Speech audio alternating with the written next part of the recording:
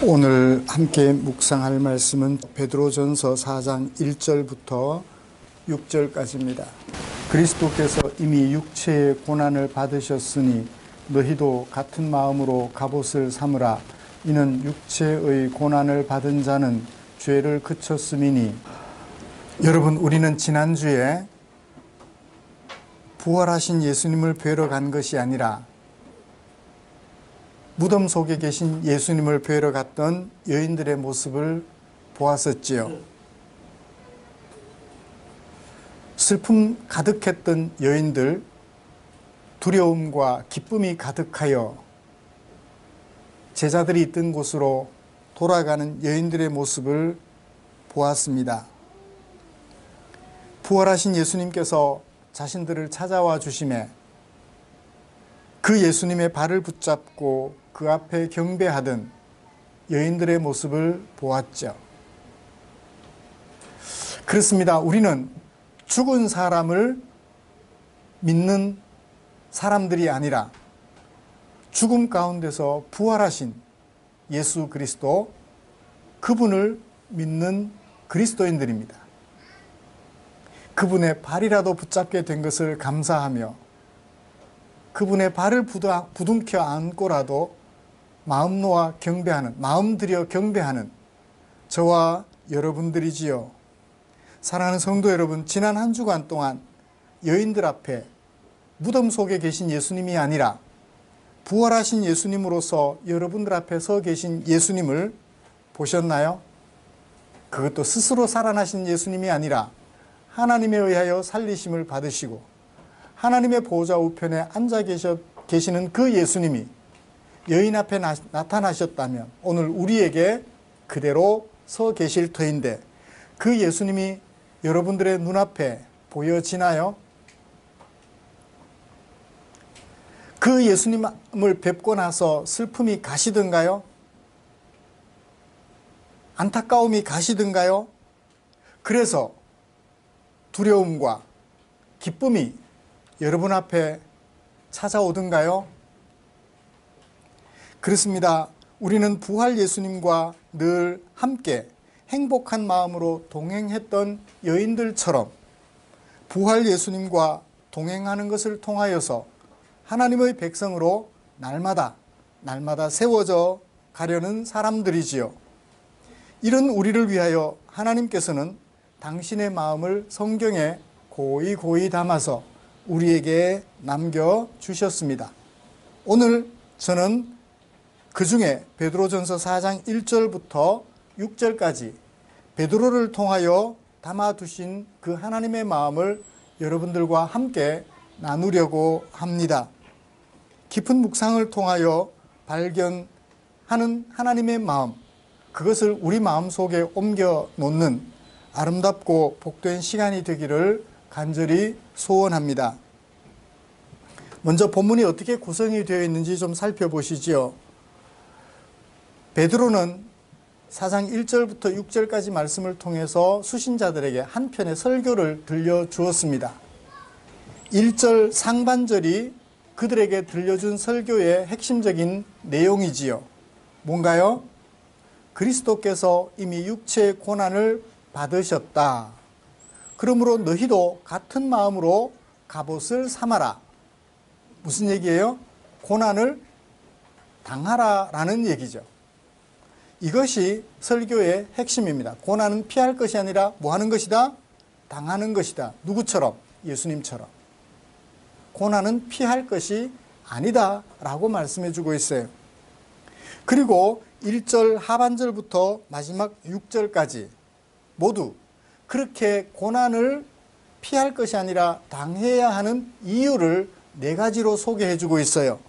1절 하반절부터 2절까지 첫 번째 이유, 3절에서 두 번째 이유, 4절과 5절에서 세 번째 이유, 마지막 6절에서 네 번째 이유를 말씀해 주고 있습니다.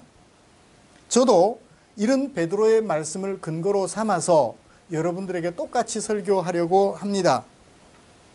먼저는 우리 그리스도인들에게 권면하는 중심 내용, 곧 고난은 피할 것이 아니라 감당하는 것이다 라는 이것을 나누고 싶고요. 이어서 왜 그러면 그리스도인은 고난을 피하지 않고 감당해야 하는가? 베드로가 소개해주는 이유 4가지를 간단하게 살펴보면서 우리가 고난을 피하지 않고 고난을 감당해야 되겠다라고 마음에 결심하는 그런 복된 시간이 되기를 원합니다. 그리스도인은 고난을 갑옷으로 삼아라 라고 하는 이 베드로의 권면을 좀 마음에 새겼으면 좋겠습니다. 갑옷을 삼는다. 그러니까 누가 생각이 나요? 갑옷을 입는다 라고 하니까 군인들이 생각이 나죠. 군인들이 생각이 나요. 그것도 어떤 군인요? 오늘날에는 갑옷을 입나요? 전투복을 입죠. 전투복을 입죠. 전투복인데 어떤 전투복? 방탄 전투복. 총알을 막아내는. 옛날 같으면 화살은 당연히 막아낼 수 있겠죠. 총알도 막아내니까. 그렇지만 옛날에는 지금 쏘는 총알을 쏘았다면 다 뚫려서 죽음을 당할 갑옷을 입고 있었죠. 창과 칼은 어느 정도 막아줄 수 있지만 오늘날 총알은 못 막아요. 그런데 그 갑옷도 뭐 앞에는 무용지물이에요? 핵폭탄 앞에서는 무용지물이에요. 갑옷 그러면 군인들이 생각이 나요. 지금 베드로는 군인들을 염두에 두고 우리 그리스도인들에게 권면하는 거죠. 비유를 들어서 설명해 주는 것이죠. 사실 이 말씀을 하기 전에 베드로는 베드로전서 3장 말미에서 어떤 사람이 복 있는 자다라고 말해줬나요? 선을 행함으로 고난을 받는 자가 복이 있다라고 얘기를 해줬어요. 아니, 선을 행하는데 왜 고난을 당해요? 선을 행했는데 컨닝하는 학생들 속에서 컨닝 안 하는, 정직하게 행하는, 시험 치는 학생들 어떻게 돼요? 1등 장학금을 결코 못 받아요. 컨닝하는 아이를 이기기는 쉽지 않습니다. 선을 행함으로 1등을 못해요. 선을 행함으로 고난을 받게 돼요. 베드로는 그 얘기를 하면서 뭐라고 말했나요? 고난을 즐기는 성도들이 되라. 고난을 피할 것으로 생각하지 말고 고난을 즐기는 성도들이 되라고 말했습니다. 이제 오늘 우리가 함께 읽은 말씀에서 베드로는 수신자들에게 고난을 즐기는 그 말씀을 근거로 삼아서 고난을 받으신 그리스도와 같은 마음으로 갑옷을 입으라 라고 얘기를 하는 거예요. 수사적 표현입니다. 군인을 비유로 들어서 우리 그리스도인들은 그러면 어떤 갑옷을 입어야 되느냐라는 얘기죠.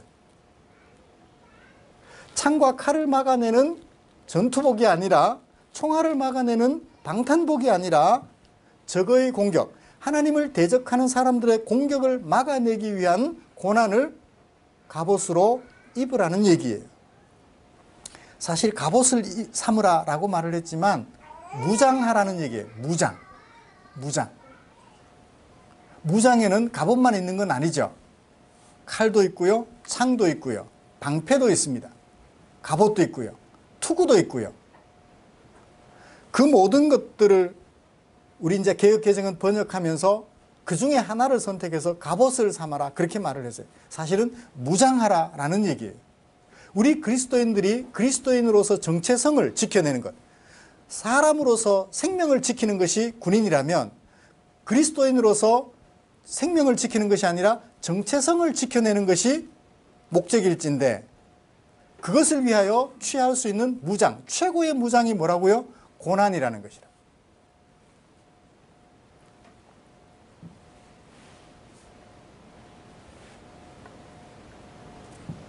고난으로 무장한다는 것은 그런 의미입니다. 전투에 임하는 군인이 몸 밖에 무장을 함으로써 자기 생명을 지키고자 했다면, 우리 그리스도인은 고난이라는 그것을 무장함으로 그리스도인으로서 생명, 곧 정체성, 나는 그리스도인이라는 이 정체성을 지켜내도록 권면하고 있는 것이지요. 군인은 갑옷을, 그리스도인은 고난을. 무장은 몸에 입지만 고난은 몸으로 당해내는 거예요. 그렇죠? 당해내는 거예요. 예수님이 어디에 고난을 받으셨다 그랬죠? 1절에 육체의 고난이라고 얘기를 했어요. 사실은 육체의 소유격인 것처럼 번역을 했지만 에게 역격이에요. 목적격입니다. 간접 목적격이죠. 육체에게 고난을 받으셨다. 십자가에 못 박히실 때 어디에 고난을 받으셨죠? 육체의 고난을 받으신 거예요. 육체의 고난이 아니라 육체의 고난을 받으신 것입니다.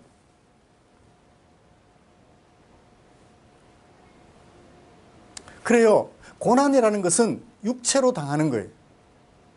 이 육체로 고난을 고스란히 감당해야 돼요. 이제는 지나간 얘기지만 제가 젊었을 때 얘기를 해보면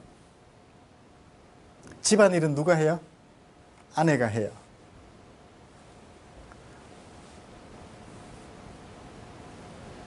직장 갔다가 돌아오면 집에서 이것도 안 하고 뭐 했어? 남편들의 권위 있는 얘기 중에 한마디죠. 이것도 안 하고 뭐 했어? 육아휴직이라는 광고를 보니까 집에서 아이를 키워보니까 집에서 아이를 키우며 지내는 일이 얼마나 힘든 일인지 알겠더라 하는 얘기를 광고를 통해서 종종 봅니다. 그래요. 남편은 밖에서 일을 했다면 아내는 집에서 노는 것이 아님에도 불구하고 그런 얘기들을 종종 했었죠. 그때 남편의 말이 어디에 꽂히나요? 마음에 꽂히죠. 비수처럼 상처가 깊어요. 몸과 마음이 고달프게 돼요. 옛날 이야기니까 지금은 그런 일이 없으니까요. 옛날 이야기라서 제가 편안하게 할 수 있습니다.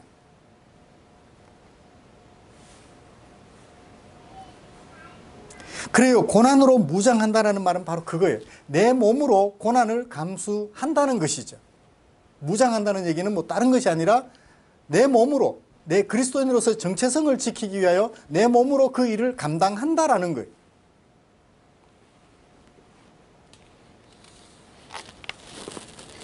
그러면 베드로는 그 고난을 어디에 무장하라고 했나요? 같은 마음으로라고 수단인 것처럼 번역을 했는데 같은 마음을 무장하라. 같은 마음을 무장하라. 같은 마음을 가져라 라는 얘기예요. 같은 마음으로가 아니라 같은 마음. 누구와 같은 마음? 예수님과 같은 마음.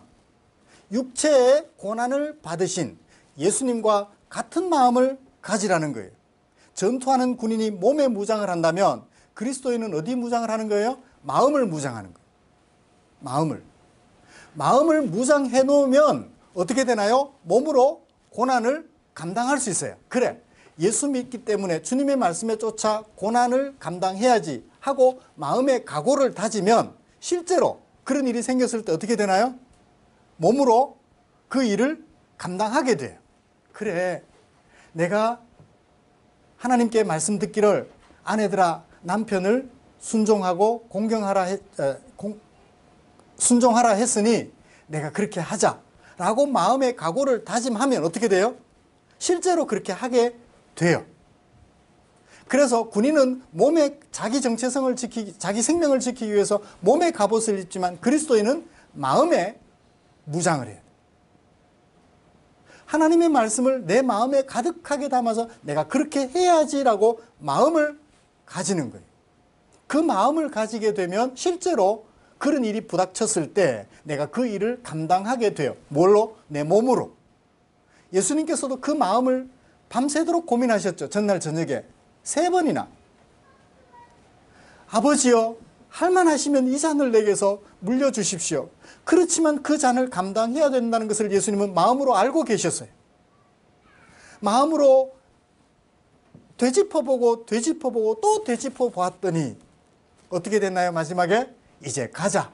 일어나라. 함께 가자. 내가 이 일을 내 몸으로 감당해야 되겠다 하시고 그 몸의 고난을 감당하셨던 것이죠. 그래서 우리의 무장은 어디? 마음에 해야 돼.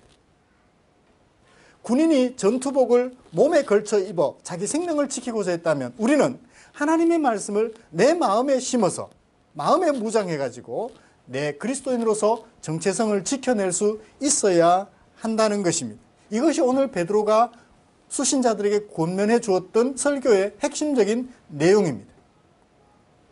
사랑하는 성도 여러분, 그런 면에서 볼 때 우리가 고난은 주님의 말씀에 순종하는 것, 고난은 피할 것인가요? 감당해야 될 것인가요?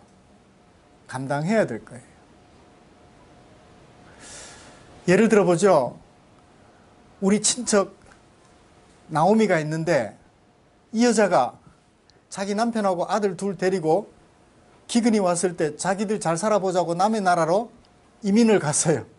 그랬으면 거기 가서 잘 살아야 될 거 아니에요. 그런데 얼마간 있다가 돌아왔는데 어떻게 돌아왔어요? 과부가 돼가지고, 그것도 과부된 며느리 하나, 딸랑 여자 둘이 돌아온 거예요. 자, 하나님의 법에 의하면 그런 가난하게 된 형제가 있을 때 누가 돌봐야 돼요? 가장 가까운 친척이 돌봐야 돼요. 그게 고르반이거든요. 가장 가까운 친척이 돌봐야 돼요. 그러니까 나오미와 룻이 돌아왔을 때 제일 긴장했던 사람이 누굴까요? 제일 가까운 친척이에요. 어쩌면 사촌일지도 모르겠어요. 어쩌면 나오미와 같은 시댁일지도 모르겠어요. 그 사람이 평소에 하나님의 말씀을 마음에 담아 두었다면, 마음에 무장을 하고 있었다면, 그래, 내 가족이 가난해지면 내가 돌봐야지 하고 무장을 하고 있었다면 실제로 그 장면이 부닥쳤을 때 어떻게 할 수 있을까요? 도와줄 수 있었겠죠. 근데 평소에 그 말씀을 마음에 안 담았어요.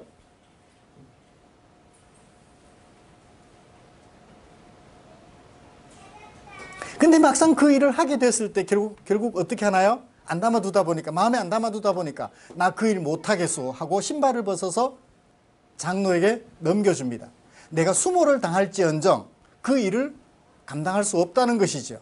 조금 먼 친척 보아스가 평소에 하나님의 말씀을 마음에 두고 있더니 결국 내가 그 일을 감당하겠소라고 말하며 고난을 자처했던 것이죠. 베드로가 수신자들에게 권면하는 그것은 바로 그것입니다. 그리스도인이, 하나님의 백성으로 부름받은 그리스도인이 하나님을 대적하는 세상 속에 살아가고자 하면 하나님의 말씀을 마음속에 담아두었다가 현실 속에 부닥쳤을 때 그렇게 고난을 감당해야 된다는 거예요. 이게 이상적인 모습이에요. 이상적인 그리스도인의 모습입니다. 아내를 사랑해라. 남편들에게 권면하죠. 그 말씀을 마음에 새겨둡니다. 어떻게 아내를 사랑해라? 그리스도께서 교회를 위하여 자기 목숨을 내어준 것처럼 자기 목숨을 내어주어 아내를 사랑하라고 말씀하셨어요. 그 말씀을 마음에 담아두는 남편이라면 아내가 신장에 이상이 생겼을 때 남편이 먼저 어떻게 할까요? 아들을 부르고 딸을 불러서 야, 너 병원에 가서 신장 검사해봐. 엄마하고 맞는지. 또는 처제나 처형에게 혹시 처제, 처형, 제 아내하고 신장이 이식할 정도로 그게 아니라 먼저 내가 병원에 가서 내 아내를 위하여 내 신장이 혹시 기증이 가능한지, 내주는 것이 가능한지 먼저 검사를 해보는 거죠. 그 일에 주저함이 없다는 것입니다. 베드로는 그걸 권면하고 있어요. 마음에 그리스도와 같은 마음을 가져서 실제로 우리 앞에 고난 감수해야 될 상황이 생겼을 때 그리스도인으로서 정체성을 지키기 위하여 그렇게 고난을 피하지 말고 감당하라는 얘기. 이것이 바로 마음의 고난을 무장하라라는 얘기예요. 하실 수 있겠어요?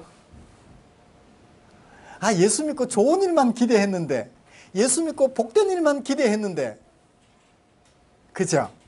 예수 믿고 자식들이 잘 되고, 예수 믿고 내가 아팠던 내가 건강해지고, 예수 믿고 뭐가 되고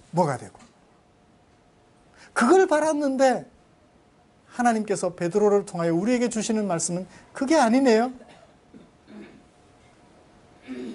예수님처럼 너를 위하여 살아서 사랑, 죽어서 구원, 너의 생명을 바쳐서라도 네 남편이 구원 얻을 수 있다면, 네 생명을 바쳐서라도 네 아내가 구원 얻을 수 있다면 그쯤의 고난이야 감당할 수 있지 않겠느냐라고 권면해주고 있는 베드로의 심정, 여러분 이해가 되세요? 그리고 수용할 수 있으세요?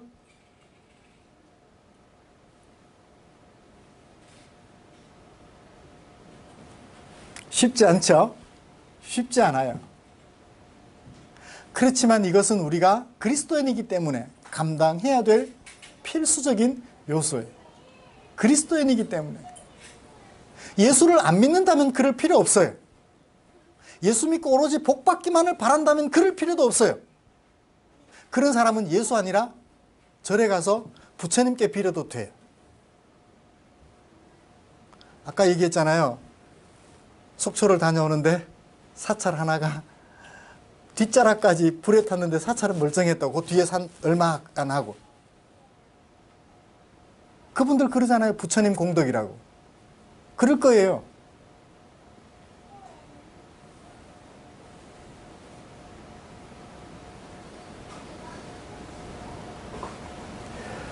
이런 예가 이번에 있었죠. 그 화재가 났는데 소방대원이 자기 집이 자기 집에 불이 붙었다는 소식을 들었음에도 불구하고 어떻게 해요? 남의 집에 불 끄는 일을 소방대원이기 때문에 해야 되는 거예요. 내 집에 달려가서 내 집에 불을 꺼야 되는 것이 정상이겠지만 내가 감당해야 될 것이 그것이기에 내 집에 불 타고 있는 것을 소식을 듣고 연세 많으신 부모님으로부터 그 소식을 들었음에도 불구하고 그것을 뒤로 하고 내가 맡아야 감당해야 될 그 사명을 감당하는 것. 베드로가 권면하는 것은 바로 이것입니다. 하나님의 말씀을 늘 마음에 새겨서 그것을 마음에 새겨두었다가 실제로 그런 현장이 생겼을 때 아낌없이 고난을 감당하는 것, 이것을 고난으로 무장을 삼으라라고 권면하는 것으로 이해할 수 있는 것입니다. 쉽지 않지만 그것을 수용하는 저와 여러분들이 되시기를 주님의 이름으로 축복합니다. 그러면 우리 그리스도인은 왜 그렇게 해야 되나요? 베드로가 전하는 4가지 이유를 간단하게 살펴보기를 원합니다. 첫 번째 이유는 1절 하반절, 이는 왜 그렇게 해야 되느냐 하면 육체의 고난을 받았던 자들이 뭐를 그쳤어요? 죄를 그쳤대. 육체의 고난을 그렇게 받다가 보니까 뭐가 그쳐져요? 죄가 그쳐지는 거예요. 뭐가 살아나요? 사랑이 살아나는 거예요. 힘들지만 그렇게 감당을 했더니 사랑의 꽃이 활짝 피어나고 더러운 냄새를 풍기는 죄의 모습은 점점 사라지더라는 거예요.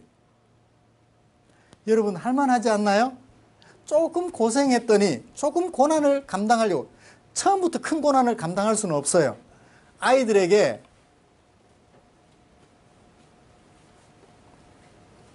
예준이에게 이걸 제가 들려주면 예준이 들 수 있어요? 없어요?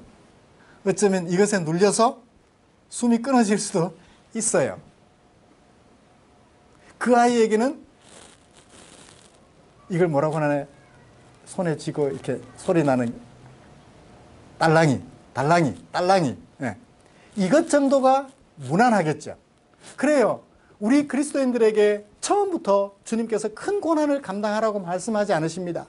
작은 것부터 그렇게 감당하다 보니까 이렇게 했더니 힘들지만 이렇게 했더니 되네. 뭐가 돼요? 주님의 말씀이 이루어지네. 사랑이 이루어지네. 사랑이 꽃피네. 그래서 조금 더 큰 것 믿음이 점점 자라면서 그래서 더 많은 것도 감당하게 되고 사랑의 꽃이 크게 핀 만큼 죄의 더러운 냄새는 자꾸만 사그러들게 되죠. 이것 때문에 뭐로 갑옷을 입으라? 고난으로 갑옷을 입으라고 말씀했던 것입니다. 뉴턴이라는 과학자가 있죠. 운동 관련 세계 법칙을 발견해낸 과학자입니다. 혹시 기억하시나요? 첫 번째가 관성의 법칙, 그 다음에 가속도의 법칙, 그 다음에 작용, 반작용의 법칙이라는 것이 있죠. 그 중에 관성의 법칙은 베드로의 설명을 잘 보완해주는, 잘 보충해주는 아름다운 법칙입니다. 관성의 법칙. 모든 물체는 현재의 운동 방향을 유지하려고 하는 힘을 가지고 있어요. 자동차를 운전해서 막 달려갑니다. 기어를 빼도 어떻게 되죠? 기어를 빼면 가던 길로 그냥 달려가요. 한참 달려갑니다. 이거예요. 모든 물체는 달려가던 방향으로 그냥 계속 달려가려는 법칙이 있는데 그걸 관성의 법칙이라고 그래요.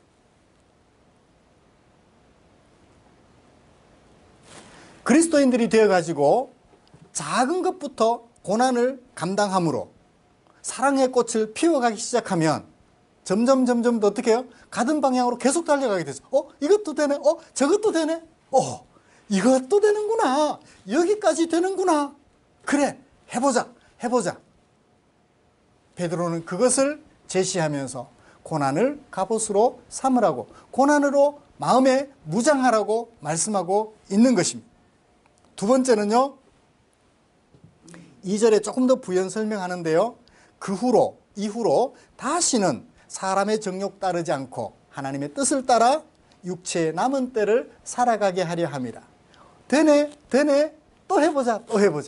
남은 때를 그렇게 살아가도록 해주기 때문에 고난으로 무장을 하라고 말해 주었던 것입니다. 두 번째는요, 3절입니다.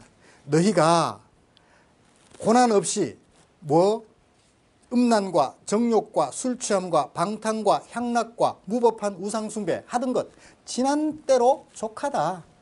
고난 당하지 않고 너 이거 해. 나는 싫어. 나는 누워있을 거야. 네가 해. 집에서 이것도 안 하고 뭐해서 큰 소리치고 살아가는 거예요. 지나간 때로 족하다는 거예요. 그때 그렇게 했으면 됐지. 또 뭘 계속 할래. 그 얘기. 그러니 어떻게 하자? 이제 더 이상 그 소리 하지 말고 지나간 때로 족하다. 이젠 더 이상 그 일을 그렇게 하지 말고 이렇게 살자. 그래서 고난으로 무장을 하라고 말씀해 주고 있는 것입니다. 세 번째 이유는 뭘까요? 4절입니다.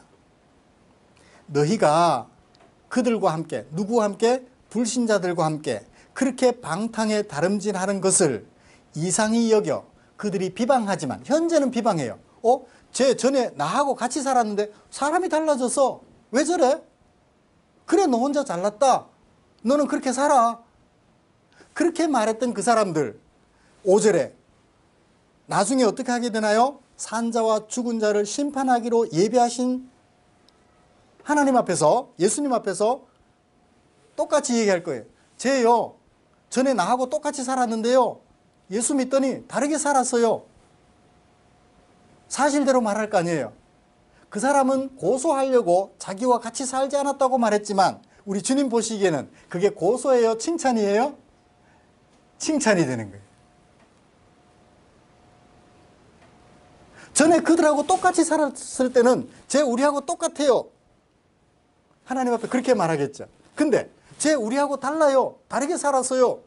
라고 말해주면 그 다르게 살았어요 라고 말하는 것은 우리 하나님 앞에서 하나님이 듣기에는 매우 흐뭇하게 들려지는 칭찬의 이야기일 것이기 때문에 어떻게 하자? 고난으로 갑옷을 삼자, 무장하자라는 얘기.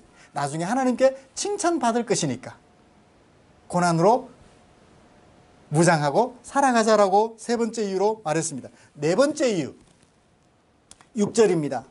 이를 위하여, 무엇을 위하여? 5절에 했던 얘기. 예수님 앞에 나중에 부활하시고 이제 심판하셔서 재림하셔서 심판주로 서 계실 예수님 앞에 이 사람 이렇게 살았어요 라고 말을 하는데 산 사람들만 그렇게 말해주나요? 이미 죽은 사람들에게도 그렇게 말해줘요. 죽은 사람, 어떻게 죽은 사람? 예수 믿고 고난을 무장으로 하며 살았던 그 사람들에 대한 이야기도 똑같이 해줄 거라는 얘기. 그래서 이를 위하여 죽은 자들에게도 복음이 전파되었다. 복음이란 무슨 얘기예요? 복음이 뭐죠? 하나님의 말씀대로 구원을 받은 사람, 구원을 받지 못한 사람. 심판이 있다, 없다. 이것이 복음이었죠. 그 복음이 죽은 사람들에게도 전파되었으니 왜 그렇게 전파되었나요?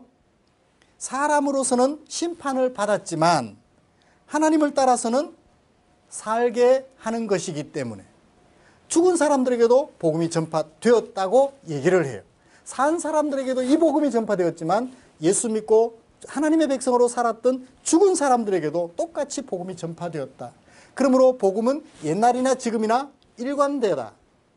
일관되다. 믿지 않은 사람에게는 심판, 믿는 사람들에게는 구원이라는, 이를 위하여 죽은 사람들에게도 전파되었기 때문에 오늘 살아있는 사람들은 당연히 그렇게 해야 되지 않겠느냐는 거예요. 그렇죠? 죽은 사람들에게도 복음이 전파되어서 고난을 무장으로 삼았다면 살아있는 오늘 우리야 당연히 그렇게 해야 되지 않겠느냐는 거예요. 말씀을 마치겠습니다. 사랑하는 성도 여러분, 우리는 비록 이 세상에 살고 있지만 세상으로 부름받아 어디로 옮겨진 사람들이에요? 사랑의 아들의 나라로 옮겨진 사람들이. 이미 여러분들은 옮겨졌어요. 죽어서 천국 갈 사람들이 아니라 이미 천국으로 옮겨진 사람들이, 천국으로 옮겨졌지만 현실적으로 살아가고 있는 곳은 세상입니다.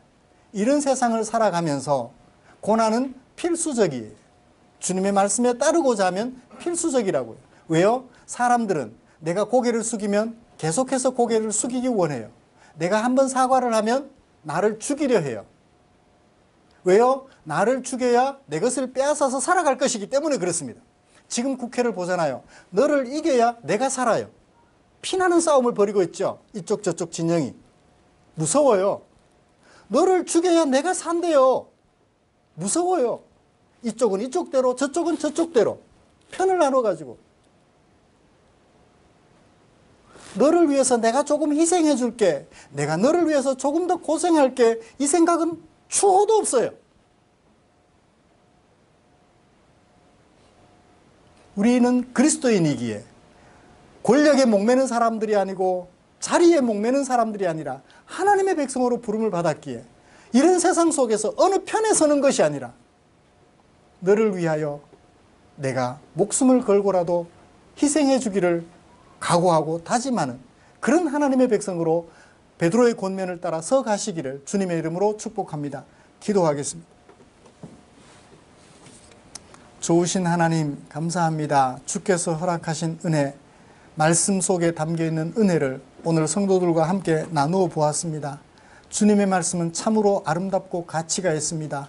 세상은 분열을 일삼지만 주님의 말씀은 평화를 일삼고 주님의 말씀은 둘로 나뉘어진 것을 하나로 만드는 놀라운 것을 목표로 하고 있음을 봅니다. 이제 우리 세상을 쫓아서 너와 나 나눌 것이 아니라 너와 나 우리가 되어서 하나님의 사랑 안에 살아가도록 힘쓰는 아름다운 주의 종들 되게 하여 주시옵소서. 정말 마음에 고난을 무장해 두었다가 실제로 고난을 감당해야 될 일이 생겼을 때 미련 없이 예수님처럼 육체의 고난을 감당하는, 너의 구원을 위하여 내 육체의 고난을 감당하는 아름다운 주의 종들 되도록 은혜 내려 주시옵소서. 예수님의 이름으로 기도드리옵나이다. 아멘.